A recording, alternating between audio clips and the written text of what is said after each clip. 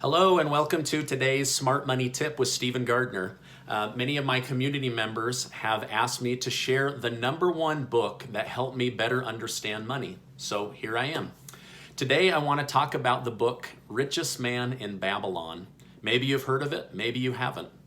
Because of my business and clientele, I work with many millionaires and multimillionaires, and Richest Man in Babylon is always the book they recommend to me most. I was fortunate enough to first read this book as a teenager. I found it in my parents' garage. Because I had read it, when I interacted with wealthy adults in my youth, we always had something to discuss, and it usually led to them sharing lots of different success stories with me.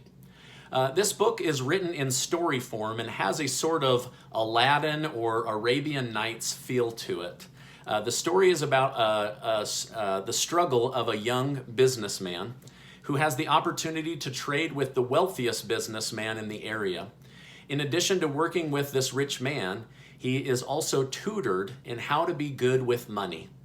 Some of my favorite nuggets of wisdom from the book are this: a portion of all I earn is mine to keep.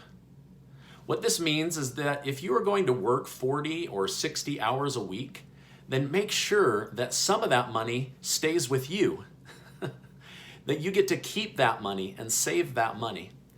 The second nugget of wisdom the book shares is to pay yourself first. Think of all of your monthly bills and where your money goes out the door every single month. Is any of that money going to you? Are you one of your own monthly bills? Are you worth paying for your efforts? I believe that the answer is yes, but many of us forget to pay ourselves first because we're so busy paying the rent or the mortgage or the groceries or the car or all the other many bills that we have. If we don't make paying ourselves a priority, then we never will. Okay, now I want you to commit when you can. Maybe now's not the time, but eventually you will be able to pay yourself first, and you will be able to keep a portion of all that you earn. Lastly, the book strongly recommends that at a minimum, you try to save 10% of your income for the future. For some, this might be very hard right now.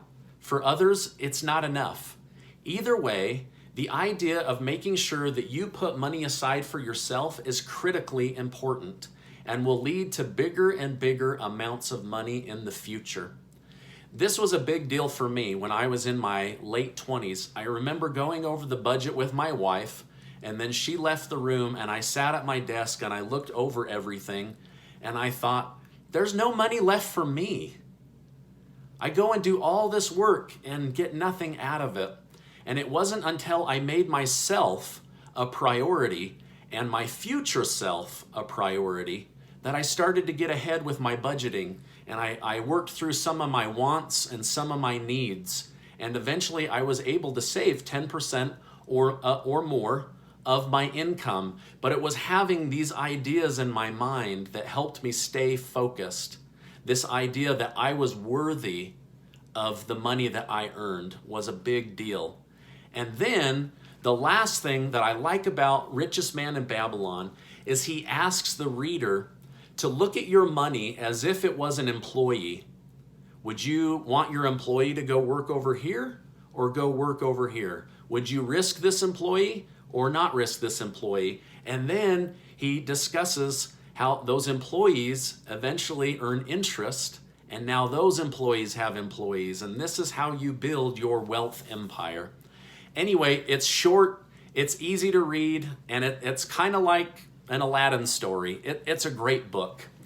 All right, now make sure that when you're able to, that you pay yourself first, because what you're really telling yourself is that you are worth it, and you are worth it, and your efforts are worthy of some of that money staying with you. Now, The Richest Man in Babylon can be found at every library in America. It can also be found on Amazon for $8 or less.